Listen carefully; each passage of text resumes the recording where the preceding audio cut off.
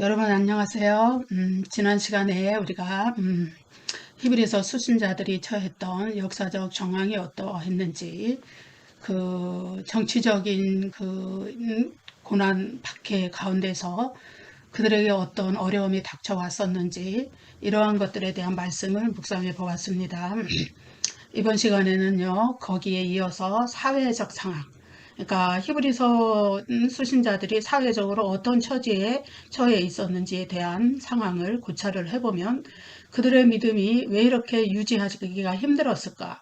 왜 그 그리스도도의 초보를 다 배우고 진보된 믿음을 향해서, 완전한 믿음을 향해서 나가야 될 그들이 왜 뒤돌아서서 이반을 하고, 또 심지어는 배교라는 극한 상황에 이르는 그런 선택을 할 수밖에 없는 그런 형편에 이르렀을까? 그것을 이해하는데 많은 도움이 될 것 같습니다.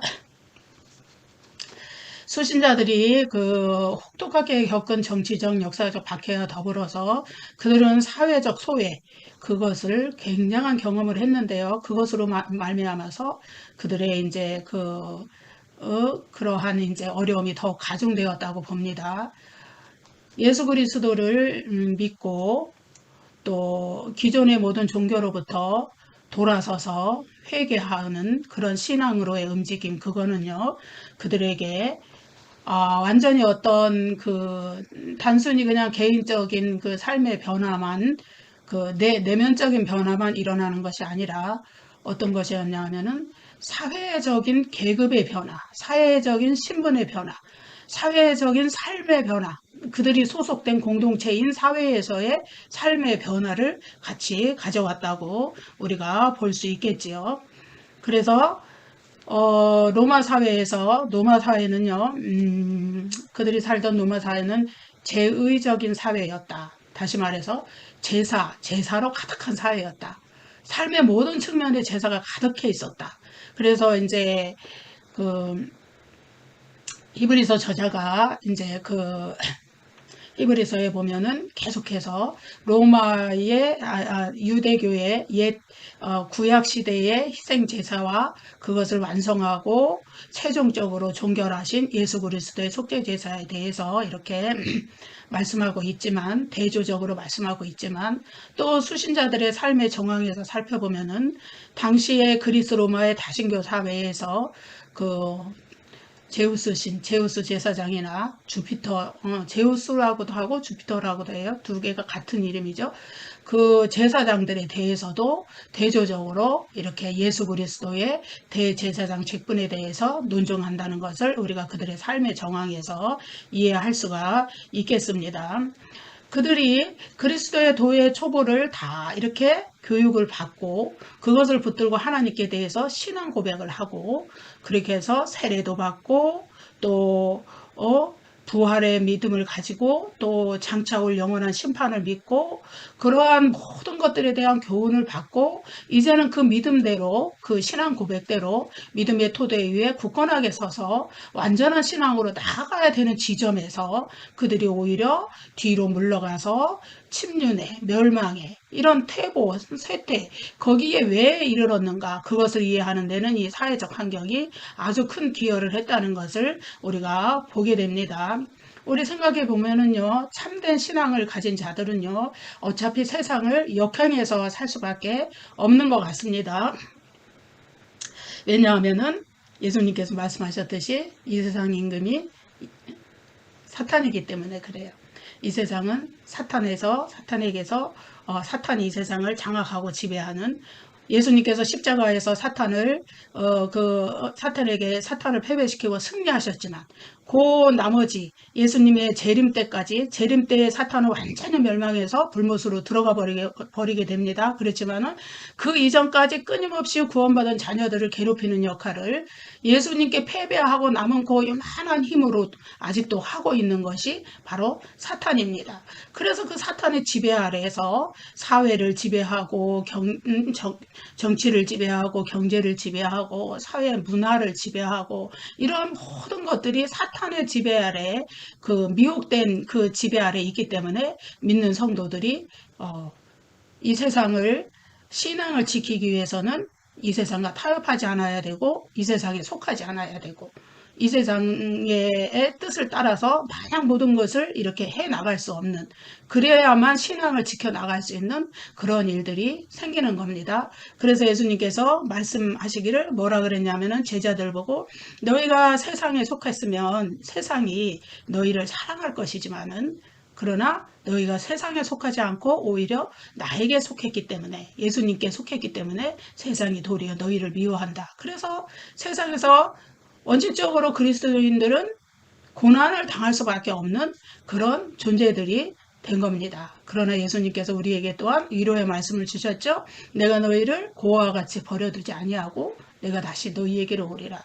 요한복음에서 이 말씀은요, 예수님이 곧 다시 오실 제자들에게 하신 말씀은 부활을 이야기하며 또다시 또 성령을 보내주셔서 우리와 함께 하심을 이야기합니다. 더 멀리 보면은 이제 예수님의 재림의 때까지도 우리가 내다볼 수 있는 그런 말씀이죠. 그래서 예수님께서 성령을 보내셔서 우리와 함께 하시기 때문에 우리는 이 세상에서 어떤 그 고난을 당해도 세상의 뜻에 우리가 합해주기 위해서, 세상의 뜻대로 우리가 살아주기 위해서 예수님을 저버리지 않고 끝까지 믿음을 가지고 나아갈 수 있도록 성령께서 우리와 함께 하시기 때문에, 그래서 우리는 세상을 이기고 남는 그런 믿음의 사람들입니다. 바로 이러한 문제가 이제 히브리서 이제 수신자들에게, 성도들에게 닥쳐왔던 것이라고 우리는 보면 됩니다. 이것은 히브리서 성도들만이 겪는 것이 아니라 우리 또한 또 어느 시대에 살았던지, 또한 어느 지역에서 어떤 환경에 처했든지 모든 그리스도를 믿는 성도들이 겪는 공통적인 신앙의 시험이다, 이렇게 생각하면 되겠습니다. 예, 이와 같은 히브리서 수신자들이 처해 있던 제의적인 사회는요, 동업조합, 우리가 이제 아마 중고등학교 때 배웠을까요? 저도 중고등학교 때, 중학교 때인지 고등학교 때인지 배웠던 것 같아요. 길드라는 동업조합이 있었어요. 동업조합. 공업길드, 상업길드. 그래서 모든 공업이나 상업이나 다 동업조합을 결성합니다. 근데 문제는 그 동업조합이 그냥 거기에 소속돼야만 경제생활을 할 수 있는 거예요.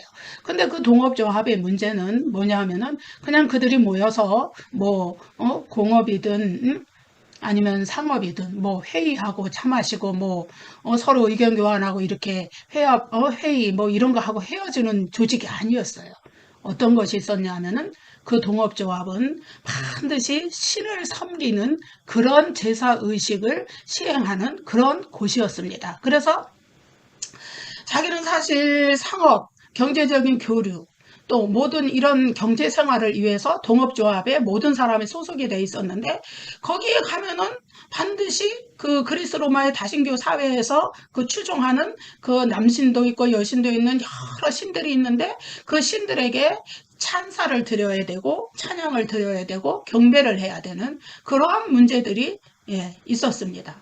그리스도인들은 이것을 굉장히 뭐라 그래요? 치명적인 거죠. 왜? 오직 우리의 주님은 예수 그리스도 뿐이신데, 오직 우리 하나님, 나는 우리 하나님만을 믿는데, 어떻게 내가 이방신에게 가서 내 육신의 경제적인 삶을 위해서 제사를 드려야 되고 찬양을 드려야 되고 경배를 하고 고개를 숙이고 절을 하는 그러한 사람이 될 수 있느냐. 그래서 그걸 거절할 수밖에 없었던 거예요. 그러니까 그것에 대해서 이제 사회적으로 비난이 일어나기 시작했겠죠. 그리스도인들은 신전에서 경배도 찬양도 제사 절도 안 하는 사람들이다. 사회적으로 비난받을 수밖에 없었어요. 사실은 그들이 이제 예수 그리스도를 주님으로 받아들이고 그리스도를 믿는 신앙 고백을 하는 것은 바로 그들이 성장 기간 동안 계속 섬겨왔던 신들에 대한 그들을 교체해버리는 건가 같았어요. 그래서 그들을 다신교 이방신을 섬기지 않는다 그래서 어떻게 했느냐? 사람들은 그들을 손가락질하기를 저들은 신이 없는 자들이다. 신이 없다는 거예요. 신을 섬기지 않는다는 거예요. 신들에 대한 자기의 의무를 다 하는 것이 그 사회의 명예로운 사람이다. 그런 사람으로 인정을 해주었던 사회에서 그리스도인들은 신을 이방신에게 절하지 않고 경배의식을 하지 않는 자들이기 때문에 어떻게 했느냐? 저는 신이 없는 자들이다. 저 사람은 우리 사회에서 말하자면 우리 사회적 합의에 위반되는 사람이다. 이런 사람들로 이렇게 취급을 당했던 겁니다. 그래서 그들의 눈에 그리스도인들은 독선적인 사람이고 반사회적인 사람이고 반국가적인 사람이고 이런 취급을 당했던 거예요. 그래서 어떻게 했을까요? 그렇기 때문에 당국의 입장에서 정부 당국의 입장에서 딱 보면은 저 사람들은 박해해도 되겠구나. 저 사람들은 함부로 취급해도 되겠구나. 저 사람들은 이 사회 내에 주어진 어떤 그 규칙, 합의 이런 거에 어긋나서 그 변두리에 사는 사람들이구나.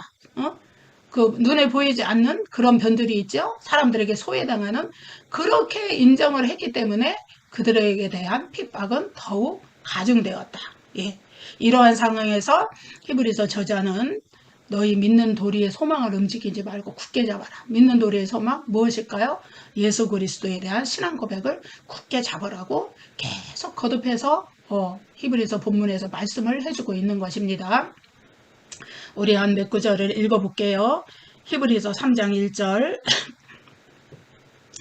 그러므로 함께 하늘의 부르심을 받은 거룩한 형제들아 우리가 믿는 도리의 사도이시며 대제사장이신 예수를 깊이 생각하라.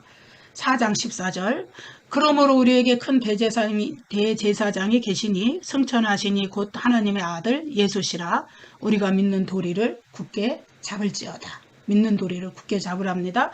10장 23절 또 약속하신 이는 믿으시니 우리가 믿는 도리의 소망을 움직이지 말며 굳게 잡고 이렇게 말씀하시죠. 예수 그리스도를 믿는 믿음의 고백을 굳게 잡고 나아가라는 거예요. 앞으로 전진해서 나아가라는 거예요. 왜? 그들이 너무 사회적으로 힘들어서 퇴보하면서 예수 그리스도를 손에서 놓아버릴 지경에 이르렀기 때문입니다. 그래서 이제 히브리서에서의 그 세례의식, 정결의식은요.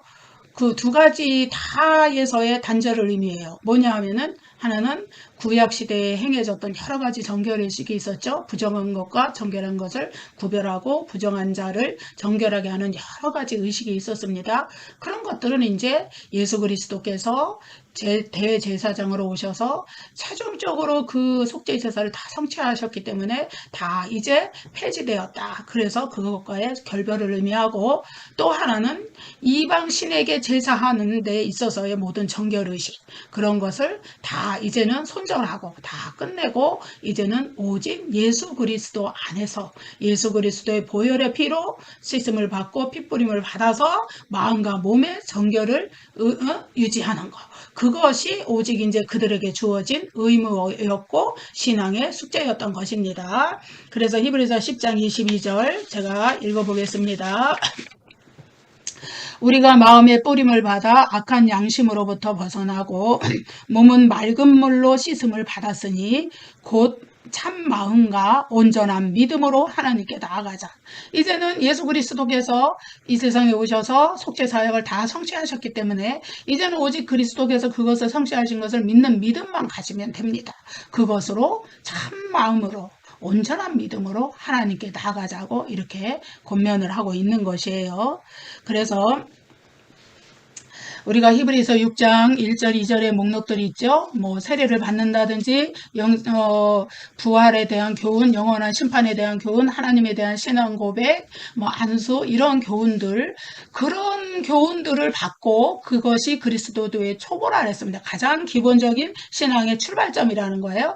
그러한 신앙의 교육을 받고 그런 것은 바로 그냥 교육을 받는 데서 그치는 게 아니고 삶의 방향이 재설정된다는 것을 의미합니다. 이제 과거에는 이방신 다신교 사회에서 이방신도 섬겼고 구약의 제사 전통을 따라서 유대교의 제사 의식도 섬겼지만은 이제는 그러한 모든 것을 다 끊고 이제는 온전히 그 모든 우리의 죄를 위해서 속죄 사역을 이루신 그리스도의 피를 믿는 그 믿음 하나로 이제는 어떻게 해야 되느냐? 이제는 새로운 삶의 방향, 그리스도에 대한 신앙 고백을 하는 자, 하나님만을 섬기는 자가 가져야 될 새로운 삶의 방향 속으로 들어가는 거였어요. 그런데 그것이 이제 그들이 살던 사회에서는 어떻게 했을까요? 인정되지 않았다는 거예요. 비록 하늘의 백성이라는, 하늘의 시민권을 가진 자라는 그런 새로운 신분을 얻었지요. 중생했기 때문에, 또 신앙 고백했기 때문에, 여러 가지 그리스도에 대한 교훈을 받고 그것을 믿음으로 고백했기 때문에 하늘의 시민권을 가진 자라는 새로운 신분을 얻었지만은 그거는 이제 보이는 자기 눈으로 당장 눈을 뜨고 집 밖을 나가면 대할 수 있는 사람들에게서 인정되는 그러한 것이 아니었어요. 오히려 그들에게는 부정적으로 평가를 받고 저들은 신을 섬기지 않는 자들이다. 이렇게 해서 비판과 비난을 받는, 예, 그러한 이제 지경에까지 이르렀다는 거죠. 심지어 그들은요, 어떻게 됐냐면은 아까 말씀드렸듯이 그런 제의적인 그 생활 그 형태라 그럴까, 생활 방식이라 그럴까, 그것이 길드라는 동업조합에만 있었던 것이 아니라 사회 전반에 모든 공적인 모임과 사적인 모임에 다 퍼져 있었기 때문에 제사의식, 이방신에 대한 제사의식 이런 것이 퍼져 있었기 때문에 그들은 심지어 어떤 데도 소속이 될 수가 없었어요. 어떤 데도 들어갈 수가 없었어요. 모든 공적이고 사적이고 작은 모임, 큰 모임 모든 것에 가면은 거기에 가서 내가 예수 그리스도를 믿는 자이지만 그들의 그 이방신에 섬기는 거기에 참여를 해야 돼요. 그렇기 때문에 참여할 수가 없었어요. 그러니까 일상적인 시민 생활에까지도 방해를 받고 일상적인 그 모든 사회 공동체에서 일어나는 모든 것에 참여할 수 없는 그런 이방신을 섬기기를 거절하는 그 한 가지 때문에 그런 상황에 이들은 이르렀다는 거죠.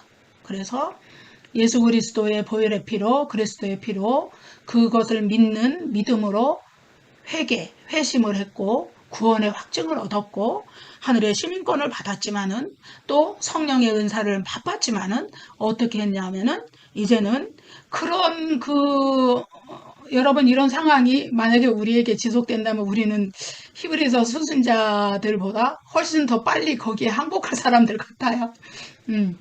우리가 그래서 더 깨어 있어야 되고 기도해야 되는데 그 믿음의 실체는 그럴 때 드러나는 것이죠.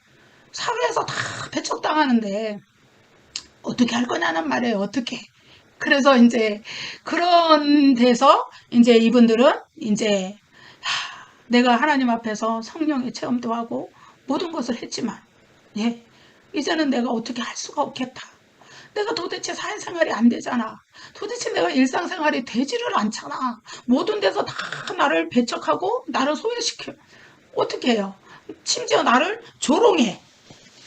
그래서 어떻게 할까요? 이럴 때 어떻게 하냐면은 만약에 그분이 깨어 있어서 그 히브리서 수신자 각 개인이 깨어 있어서 성령 안에서 신앙의 능력이 있었다면은 그걸 극복할 수 있지만은 기도에 깨어 있지 못하고 성령의 능력이 임재하지 못한 상태에서는 충만하지 못한 상태에서는 어떻게 할까요? 신앙적인 무능력이 오겠죠. 신앙적인 무기력이 오겠죠. 예. 나를 거세게 도전하는 저 사회적인 사탄이 지배하는 저 사회적인 그 세력들이 나에게 도전해 올 때 오직 그것을 극복할 수 있는 것은 성령의 능력밖에 없어요. 성령 충만하는 길밖에 없어요. 그래서 어제 제가 말씀드렸던 그 폴리갑이 죽을 때 무슨 죄가 더 씌워졌다 그래서요? 무신론자랍니다. 왜? 이방신을 거절했기 때문에, 섬기기를 거절했기 때문에. 정말로 참신이신, 참된 주님이신 그리스도를 믿는 그 폴리갑을 향하여서 무신론자다. 이러고서는 이제 죽였죠. 화형을 시켜서. 그런 동일한 상황이 이분들한테도 있는 거예요. 다 화형당한 것이 아니고 다 찢겨 죽지 않았을지라도 짐승에게 찢겨 죽지 않았을지라도 일상생활에서의 순교가 일상생활에서의 너무나 큰 희생이 이들을 기다리고 있었던 거예요. 더군다나 어떤 문제가 또 있었느냐. 이제 1세기 문화가요. 예를 들어서 돈이 많다, 부자, 또 사회적 지위가 있다, 정치적인 어떤 지위가 있다. 그러면은 상당히 그 사회의 일반 사람들한테 영향력이 있는 사람이죠. 어, 당시에 노예가 로마에 많았죠. 노예가 많았고 평민들도 그 경제적인 생활을 사회적인 부자나 그 뭐 지위가 있고 영향력 있는 사람들한테 의존할 수밖에 없는 그런 상황에 있었어요. 근데 당시의 문화는 이것이 뭐냐 하면은 그 후원자 또 의뢰인 이런 관계가 형성돼 있어요. 그게 뭐냐 하면은 정치적으로 또 사회적으로 힘이 있고 돈이 많고 이런 사람들은 가난한 사람 또 지위가 낮은 사람 이런 사람들에 대해서 후원자가 됩니다. 그리고 돈이 없고 가난하거나 또 사회적으로 지위가 신분이 낮거나 이런 사람들은 의뢰인이라는 신분 그 계급이 돼요. 그래서 이 후원자라는 사람은요, 경제적으로 돈을 지워주고, 사회적인 어떤 그 불합리한 압력이나 이런 것으로부터 그 자기의 의뢰인을 보호해주는 보호자의, 후원자의 위치에 서게 됩니다. 그 대신 이 의뢰인이라는 사람은 할 일이 있어요. 그 당시에는 뭐 그 후원자 이런 분들, 이런 사람들은 굉장히 공적인 모임이 많았죠. 그 공적인 모임에서 공개적인 자기의 후원자를 지지선언을 해줘야 돼요. 그리고 찬사와 경배를 해줘야 돼요. 거의 이방신을 섬겨야 되듯이 인간적으로 또 이런 일들이 벌어졌어요. 그런데 어떻게 했나요? 그리스도교에 대한 예수 그리스도에 대한 신앙 고백을 하는 이 그리스도인들이 의뢰인의 입장에 처했을 때 그것을 차마 할 수가 없었어요. 나는 오직 하나님만 찬양하고 예수 그리스도만 찬양하고 예수 그리스도를 경배하고 하나님만 경배하는 사람인데 어찌하여 인간에게 찬사를 보내고 경배를 해야 되느냐. 그러니까 어떻게 됐을까요? 이제 끊어지는 거예요. 경제적인 후원, 사회적인 압력으로부터 지켜주는 거 이런 것들이 다 끊어지는 겁니다.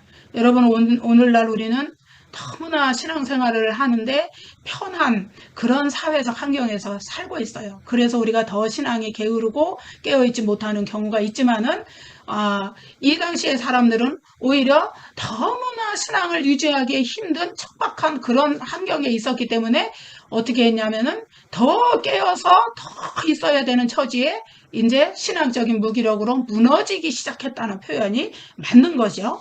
그래서 그리스도인들은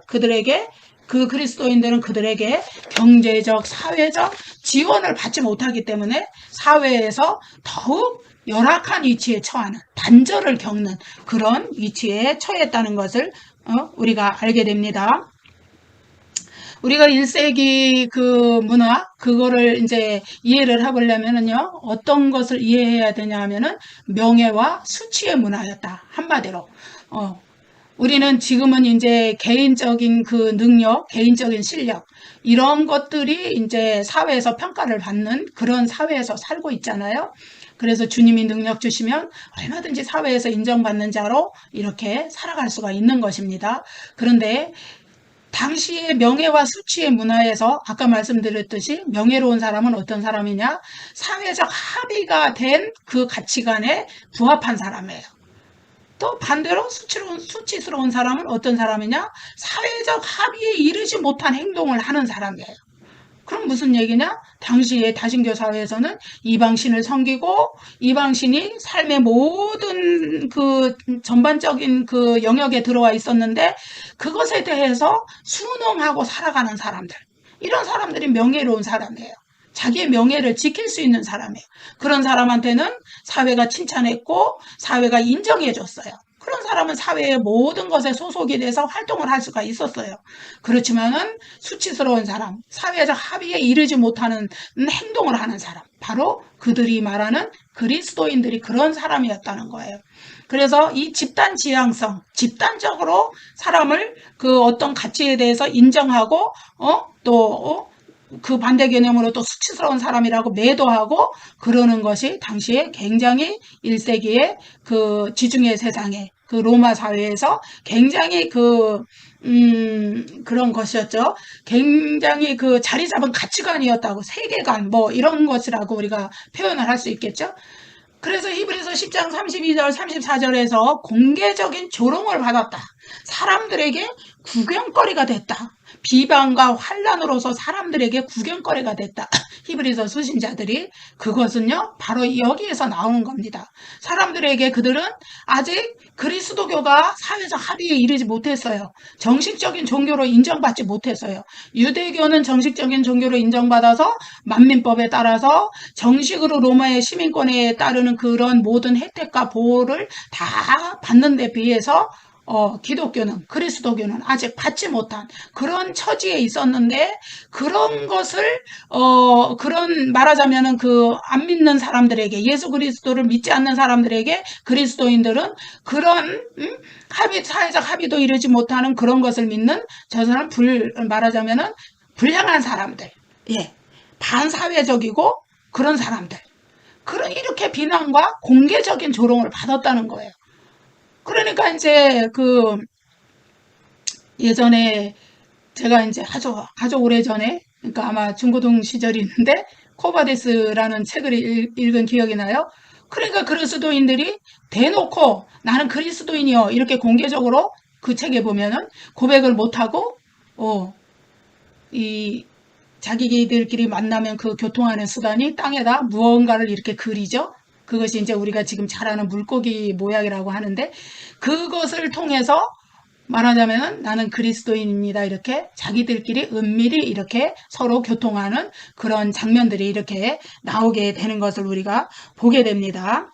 예, 그런 문화에서 이제는 경제적인 단절도 끊어졌고 사회적인 소외감을 겪으면서 어디에 가도 인정받지 못하는, 그런데 이제 그 인정받은 것이 전혀 남들에게도 그러할 뿐더러, 사회에서 다 아예 그럴 뿐더러, 심지어는 자기 친척이나 자기 동족, 유대인, 예, 유대인이지만 아직 그리스도를 받아들이지 못한 자들, 예, 그들로부터도 단절을 겪었다는 거예요. 다 끊는 거예요. 나는 너와 같이 할 수 없다. 예, 너는 우리와 동일하지 않은 사람들이다. 이렇게. 자, 혈연으로부터의 단절까지 겪었다는 거예요. 그들이.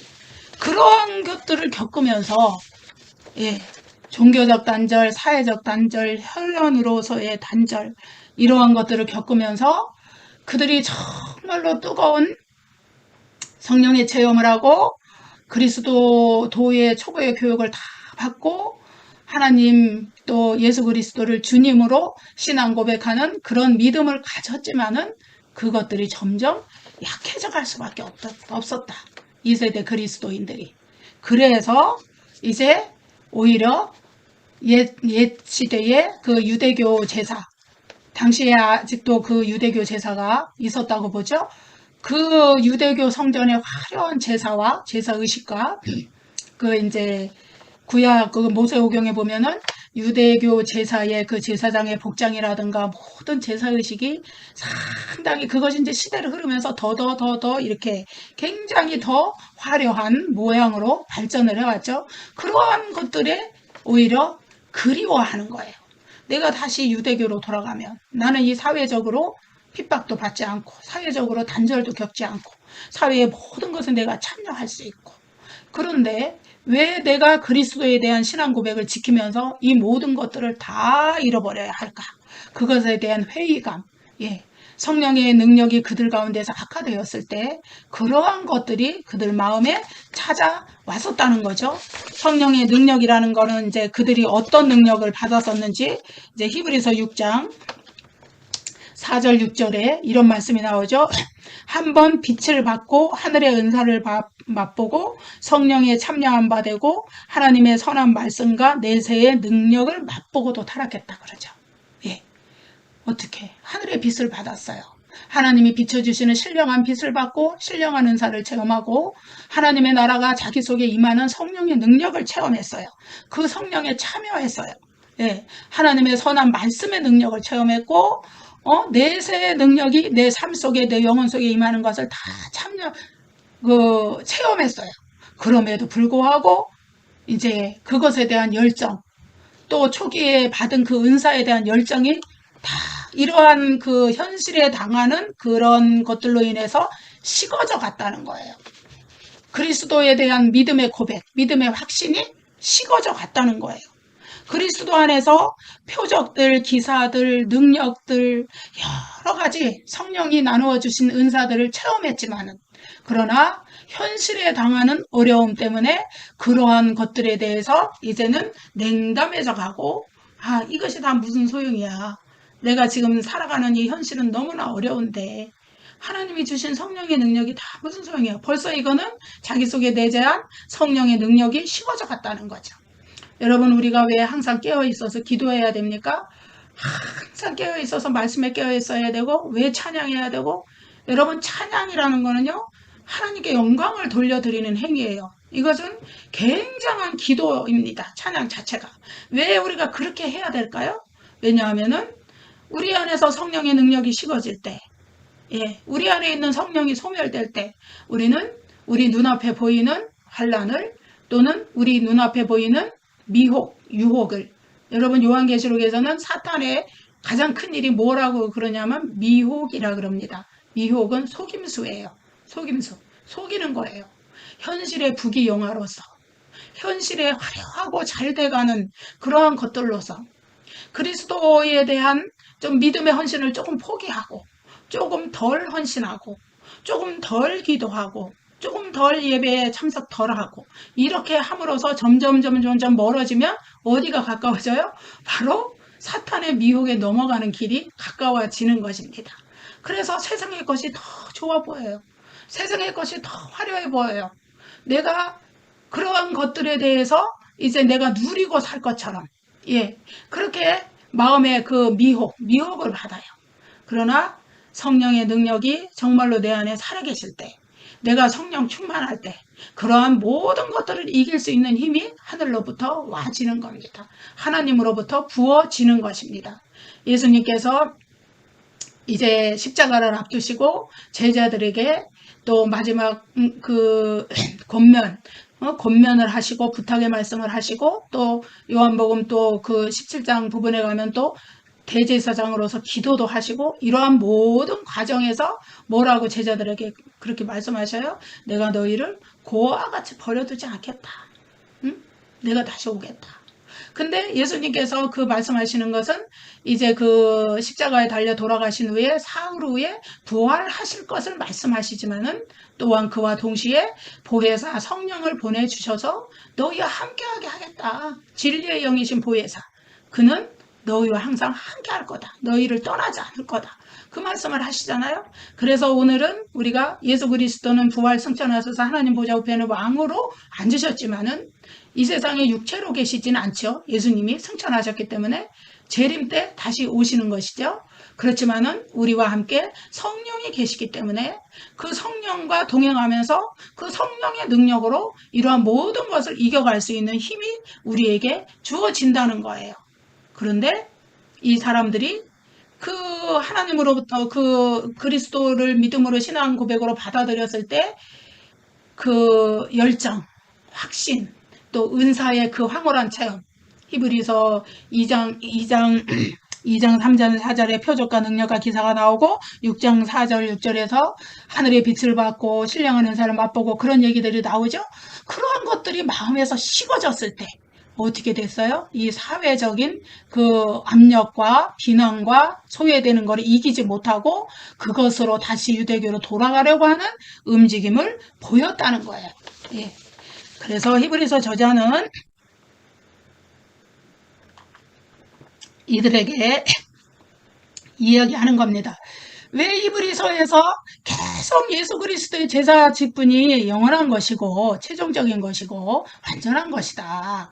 예수 그리스도께서 속죄 제사를 드리신 것이 최종적인 것이다. 완결판이다. 구약의 제사는 이미 다 예수 그리스도께서 마지막 들으신 그 희생 제사로 말미암아서 이제는 다 효력이 없게 됐다. 이렇게 왜 계속 예수 그리스도의 제사와 구약의 제사를 비교 대조하면서 그 이브리서 저자가 말씀을 하고 있느냐 하면은 바로 이런 사회적 환경 때문입니다. 유대교로 돌아가고 그리스도에 대한 신앙 고백을 믿음을 버리려는 자들에게 그렇게 설득하는 거예요. 제발 그러지 말라고. 예. 히브리서 저자의 그 간곡한 그 호소의 심장이 여러분 들리십니까? 그래서 여러분 우리가 이제 마지막으로 우리가 생각을 해보고 싶어요. 우리가 바꿀 것이냐? 예. 이 세상의 부귀영화와 이 세상의 안락한 삶과 예수 그리스도를 바꿀 것이냐? 예수 그리스도를 믿는 신앙 고백을 포기하고 그분을 믿는 신앙생활을 포기하면 이 세상에 화려한 제가 말했듯이 요즘에는 이제 사회 문화를 통해서 사탄의 역사가 많이 들어온다 그랬잖아요. 사회적인 행사나 또 문화, 뭐 책, 음악, 영화 이런 것들에 온통 사탄의 그 세력이 영적으로 스며들어 있는 겁니다. 그러한 것들과의 싸움에서 승리할 것이냐. 예. 그러한 것들에 굴복해서 내가 다 누리고 편안하고 황홀하고 행복하고 세상이 주는 평안, 거짓 평안입니다. 그죠? 오직 평안을 주실 수 있는 분은 예수 그리스도 뿐이세요. 그렇지만은 우리가 깨어있지 못할 때 성령의 능력으로 우리가 깨어있지 못할 때 그것에 속아 넘어가서 이제 우리는 어떻게 되느냐?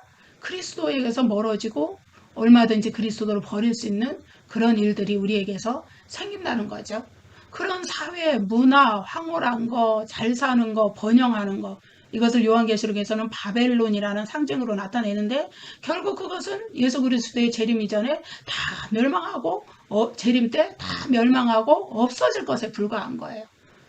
우리가 지켜야 될 가장 큰 본질이 뭐냐? 이것을 우리가 창념하라. 그거를 잘 생각하고 묵상하고 붙들어야 될 본질은 오직 예수 그리스도에 대한 믿음이며 하나님에 대한 경배와 찬양과 믿음 이런 것뿐이라는 것을 우리가 다시 한번 이 히브리서 수신자들의 상황에서 그들이 어떤 처지에 있었고 히브리서 저자가 왜 배교의 위험성을 경고하는지에 대한 그러한 것들을 우리가 묵상해 보면서 다시 한번 깨닫게 됩니다.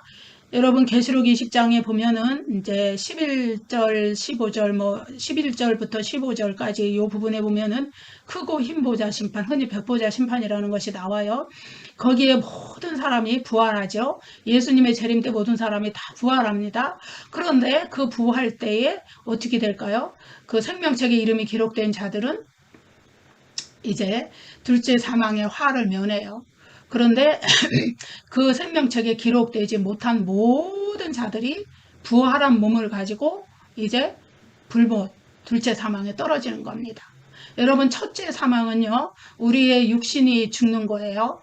그렇지만은 우리 육신이 죽을 때 그리스도를 믿는 자들은 영혼은 하늘로 들어갔어요. 하늘세계로 들어갔어요. 구원받았기 때문에 잠시 육신이 부활의 때까지 무덤에 그냥 묻혀서 흙으로 존재할 뿐이지 나중에 하나님께서 다시 그 몸도 신령한 몸으로 부활시킬 것을 고린도전서에서 말씀하시잖아요. 마찬가지로 그런데 믿지 않는 자들은 첫 번째 사망에서 어떻게 해요? 육신은 어떻게 하냐면은 땅속에 묻히지만은 이미 영혼은 지옥으로 들어간 거예요. 예. 그래서 요한계시록에는 영원한 지옥과 또 임시적인 뭐 그런 것들과 이런 것들이 다 구별돼서 나오는데 나중에 이제 제가 그 부분에 대해서 다시 자세히 설명을 드리겠습니다. 그런데 이제 그 부활한 몸을 가지고 이제 그 하나님의 심판대 앞에서 예수님의 재림 때 하나님의 심판대 앞에 서는 자들이 부활한 몸을 가지고 서게 되는데 예수를 믿었던 자들은 그 부활한 몸이 이제 자신의 그 천국에 있던 영혼과 결합해서 영원한 그 새 생명을 누리는 새하늘과 새 땅으로 그 세상으로 영원한 천국으로 들어가게 되죠. 그렇지만은 믿지 않는 자들은 어떻게 해요? 그 부활한 몸을 가지고 둘째 사망, 불못으로 떨어져서 부활한 몸을 가진 채로 그 불못의 고통을 우리 몸이라는 것은 다 느끼는 것이잖아요. 고통, 아픔, 슬픔, 눈물 너무나 그 괴로운 몸을 가진 상태로 영원히 거기서 살게 되는 것입니다. 그렇다면 우리가 현실에서 잠시 당하는 이 고통과 괴로움이 얼마나 될까요? 우리가 이제 모세가 말합니다. 우리의 연수가 신속히 날아가는데 우리가 강건하면 80이라도 지금은 뭐 장수시대라 조금 더 산다고 할지라도 어쨌든 육신의 생명은 한계를 지닌 거예요. 한계를 지닌 이 육신의 생명 동안에 생명을 사는 날 동안에 우리가 그러한 삶을 누리기 위해서 편안하고 안락한 삶을 누리기 위해서 영원히 지속되고 결코 끝나지 않는 그 불못의 고통을 우리가 선택할 것이냐? 그거는 아닌 것이죠.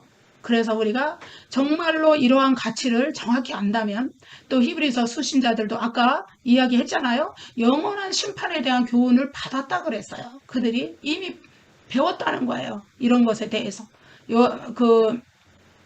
배웠는데도 불구하고 영원한 심판이 그들의 눈에는 지금 나중에 받게 될 영원한 심판이 그들의 눈에 지금 보이는 것이 아니라 현실의 눈에서 당하는 그 환난과 고통이 보이는 거예요. 현실의 눈에서 겪는 사회적인 단절과 경제적인 힘듦과 이런 것들이 눈에 보이는 거예요. 그래서 그것을 다 놓아버리고 그리스도에 대한 영원한 그것을 다 놓아버리고 현실로 돌아가려는, 현실의 유대교 전통으로 유대교로 돌아가면은 내가 합법적인 로마 시민권을 인정받아서 보호받는 위치에 처하면은 이제 어떻게 해요? 이제 뭐 이러한 모든 어려움으로부터 벗어날 수 있으니까 그리 돌아가려는 움직임을 보였다는 거죠. 여러분 요한계시록 21장 8절에 보면은요. 둘째 사망 불못에 들어가는 8가지 그 유형 항목이 나옵니다. 거기에 첫 번째, 두 번째 항목이 무엇인지 아세요? 두려워하는 자들, 또 두 번째 항목은 믿지 않는 자들입니다. 예. 그리스도에 대한 믿음을 저버리고 안락한 현재의 삶을 위해서 그리로 돌아가는 자들, 현실의 핍박과 그 정치적인 박해, 심지어 순교까지 당하는 그러한 것이 두려워서 그리스도에 대한 믿음을 저버리는 자들, 또 그리스도를 믿지 않는 자들, 이런 자들이 제일 먼저 꺼지지 않는 유황불못으로 들어가는, 둘째 사망으로 들어가는 자들의 해당이 된다는 것이에요. 예. 우리 요한계시록 21장에 보면은 하나님께서 새하늘과 새 땅이 열릴 때, 그리스도의 재림 후에 새하늘과 새 땅이 열릴 때 어떻게 될까요? 하나님께서 그들 위에 장막을 치신다 그럽니다. 그것은 하나님께서 영원히 그들 가운데 임재하신다는 것을 나타내는 말씀이에요. 그래서 이 세상에서의 모든 아픔, 이 세상에서의 모든 슬픔, 곡하는 거, 곡을 언제 해요? 자녀를 잃든지 부모를 잃든지 자기의 그 배우자를 잃든지 세상의 어떤 모든 슬픔, 곡하는 거, 아픈 거, 애통하고 이러는 거, 그런 그 육신에 속한 모든 아픔들을 다 하나님이 그것이 처음 것들이 다 지나가고 없게 된다는 거예요. 예. 그 하나님이 약속을 하신 거예요. 그래서 그 하나님과 함께하는 자들에게 생명수 샘물을 값없이 주고 하나님의 아들로 인정받아서 영원한 복락을 누리는, 영원한 세계에서 영원한 천국에서 복락을 누리는 그 분명한 약속이 우리에게 있는 것입니다. 물론 히브리서 수신자들이 있을 당시에 요한계시록은 아직 쓰여지지 않았어요. 그러나 사도들의 가르침, 요한계시록은 이제 AD 90년보다 조금 5, 6년 사이에 쓰여졌다고 우리가 알고 있기 때문에, 그러나 그럴지라도 사도들의 가르침을 통해서 그러한 가르침을 이미 다 받았던 거예요. 그들이. 예. 영원한 심판에 대한 교훈을 받았기 때문에. 그럼에도 불구하고 현실에 굴복한다는 것은 영원한 것과 일시적인 것을 교환하는, 바꾸어버리는, 예, 그러한 어리석음에 불과하다는 것입니다. 우리도 깨어있지 않을 때 그들과 조금도 다르지 않은 선택을 할 수밖에 없기 때문에, 또 그들은 그러한 환경이 눈에 드러나 보이는 그 고난 가운데서 그러한 선택을 했지만은 우리는 눈에 보이지 않아도 우리가 깨어있지 못할 때 우리도 알지 못하는 사이에 사탄에게 미혹을 당해서 이 세상의 모든 그 편안한 문화와 향락과 이 세상의 모든 것들을 통해서 파고 들어오는 그러한 것들에 우리가 넘어질 수밖에 없는 그러한 우리가 상황에 살고 있기 때문에 더욱 깨어 있어야 되고 더욱 하나님 말씀에 주의해야 되고 더욱 성령 충만해야 되고 하나님 앞에 기도해야 될 줄로 믿습니다. 감사합니다. 잠시 기도하겠습니다. 은혜로우신 우리 아버지 하나님, 오늘 히브리서 수신자들이 처했던 삶의 그러한 어려운 정황을 통하여서 그들이 왜 그리스도의 교훈을 정말로 받았음에도 불구하고 그리스도의 초보를 버리고 버리고 완전한 대로 나아가지 못하는 그러한 처지에 있었는지를 다시 한번 상고해 보았습니다. 현실에 당하는 환난은 너무나 크게 보였고 영원한 약속, 영원한 그리스도에 대한 믿음, 그것은 약화되었기 때문에 그들이 그러한 선택 앞에서 배교의 위험까지 이르는 것을 우리가 보게 됩니다. 하나님 아버지, 우리도 이와 같이 성령 충만하지 않으면, 깨어있지 않으면 동일한 위험에 노출될 줄로 믿습니다. 우리가 깨어있어서 날마다 하나님 말씀을 묵상하며 기도하는 가운데 하나님 뜻을 쫓아갈 수 있는 그러한 사람들이 될 수 있도록 도와주시옵소서. 세상의 것을 사랑하지 아니하고 오직 하나님이 주시는 은혜와 복을 누릴 수 있는 사람들이 될 수 있도록 인도하여 주시옵소서. 예수님 이름으로 감사하며 기도드립니다. 아멘.